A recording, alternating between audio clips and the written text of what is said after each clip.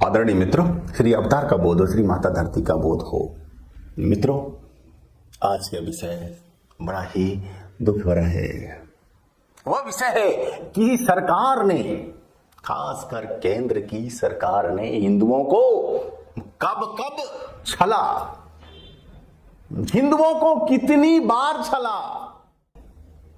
कहने को तो हिंदू हैं यहां पर बहुसंख्यक, लेकिन सरकारी राजनीतिक पार्टियां यदि छलती हैं, धोखा देती हैं, तो केवल और केवल हिंदुओं को। आज हम आपको वो सारी बातें संक्षेप में समझाएंगे कि सरकार ने कब कब हिंदुओं को छला है। दोस्तों, कम से कम 10 बार हमारी सरकारों ने, 10 बार हमारी ही सरकारों ने हमें छला है और हम चुपचाप सहते रहे। आदत जो है बनी हुई, हम बहुत ही उदारवादी हैं, बहुत ही धैर्यवान हैं, सहनशील जो हैं, और हम एकजुट जो नहीं है, हम संगठित जो नहीं है, इसीलिए हमें हर बार छला जाता है। हमारे साथ होती है धोखेबाजी और मक्कारी। वह देखिए कि आजादी के समय से ही आपको कम से कम 10 बार छला गया है। नंबर 1, दोस्तों, मैं स्वामी धर्मदास उदासीन आप सबका धर्म बोध में स्वागत करता हूं। आप अपनी राय लिखकर अवश्य भेजेंगे, और अगर आप हमें सहयोग चाहते हैं करना, तो अपने 3 दोस्तों को भी हमसे जोड़िए। तो नंबर एक है कि जब आजादी थी मिलने वाली और भारत के 2 हो रहे थे टुकड़े,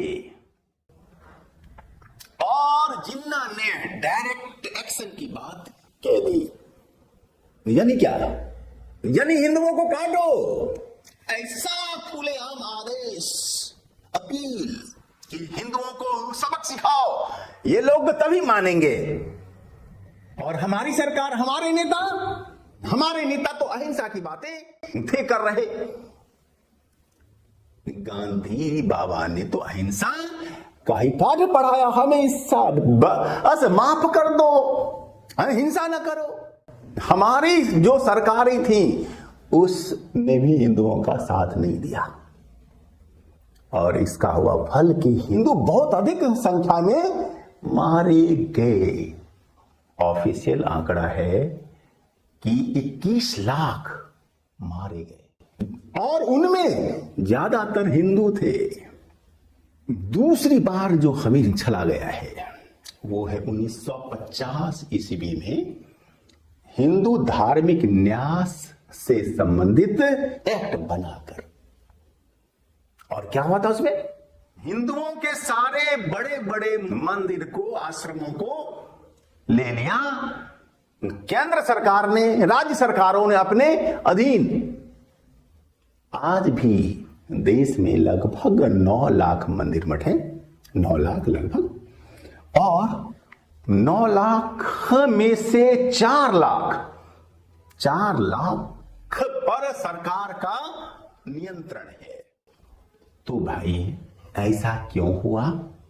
ऐसा क्यों हिंदुओं के ही मंदिर के मठों के साथ हुआ? क्यों सरकार आज भी और अधिक नियंत्रण और उसे अधिक से अधिक चाहती है कि हो जाए मेरे कब्जे में कार्य? और वही दूसरी ओर एक भी मस्जिद को, चर्च को अपने अधीन नहीं किया है आज तक। ये दोगलापंथी क्यों? क्या भारत धर्म निरपेक्ष देश है? अरे शंका हो जाती है हमको, कि यदि भारत धर्म निरपेक्ष है तो धर्म के आधार पर अलग अलग फिर कानून क्यों? फिर तो एक ही समान होना चाहिए ना। हम तीसरी बात बता रहे हैं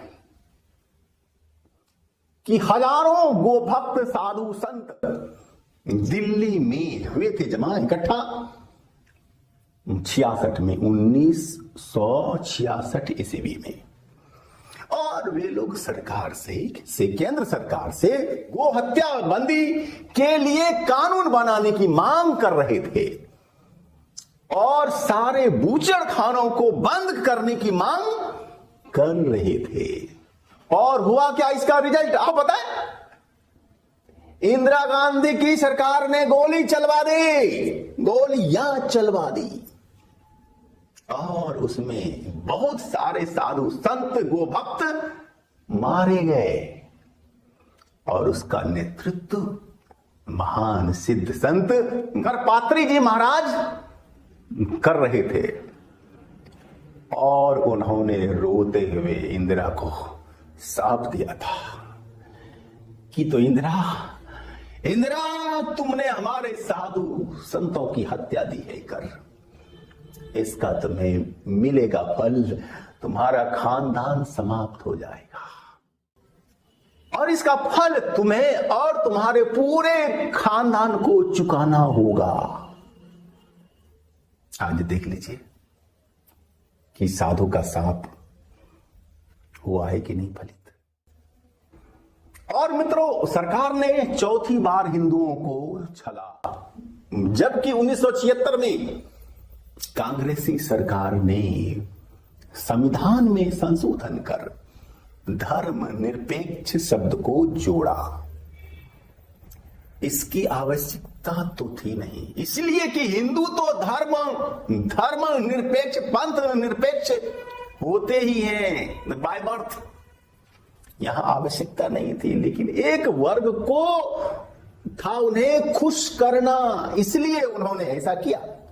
अब सोचने वाली बात थी कि तो संविधान में पहले से ही लिखा हुआ था एक जगह कि ये तो अल्पसंख्यकों को संरक्षण दिया जाना चाहिए, और जब अल्पसंख्यकों को संरक्षण देंगे ही तो फिर धर्म निरपेक्ष लिखने की आवश्यकता क्या? दोनों शब्द एक साथ नहीं रह सकते। यदि देश धर्म निरपेक्ष है तो फिर अल्पसंख्यकों को विशेष सुविधाएं मिलनी नहीं चाहिए, और यदि विशेष सुविधाएं मिल रही हैं तो फिर देश धर्म निरपेक्ष नहीं हुआ।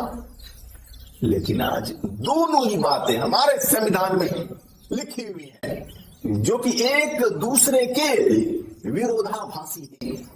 और दोस्तों, हिंदुओं के साथ हुआ है पांचवा छल। कश्मीर में 2500 हिंदुओं को काट दिया गया, 3.5 लाख हिंदुओं को भगाया गया एक दिन में ऐलान करके 1990 ईस्वी में, और सरकार चुपचाप देखती रही थी तमाशा। सरकार देखती रही कैसे मूल्य ऐलान कर रहे हैं। क्या हिंदू, तुम अपनी संपत्ति, अपने बच्चे, अपनी औरतों को छोड़कर यहां से भाग जाओ, वरना हम तुम्हें मार देंगे या फिर तुम्हें इस्लाम को स्वीकारना होगा। दूसरा कोई उपाय नहीं है। और छठी बार 1987 सरकार ने जुम्मेवार सिखों को लड़वाया। राजीव गांधी की बड़े पेड़ गिरते हैं तो धरती भी थोड़ी हिलती है। गांधी की इंदिरा गांधी जी की हत्या हुई है तो थोड़ी बहुत पचास जाए स्वाभाविक है। और सरकार ने धरती को रोकने के लिए सभी सेक्स इससे क्या, इससे हिंदू और सिखों के बीच में दूरियां बढ़ी और इसे बढ़ाने का अपराध ये बात सरकार ने किया। 7वीं बार हिंदुओं को फरार गया है, वो है 1991 ईस्वी में, जबकि धर्म स्थल बना। उस एक्ट के तहत अब 1948 के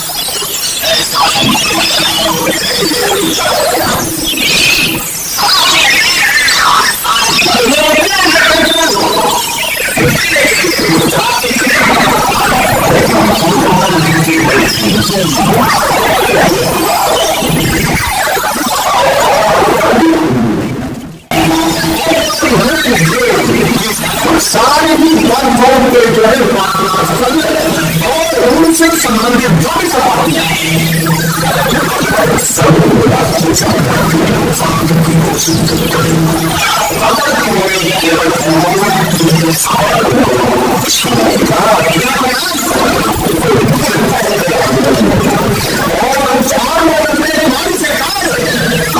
और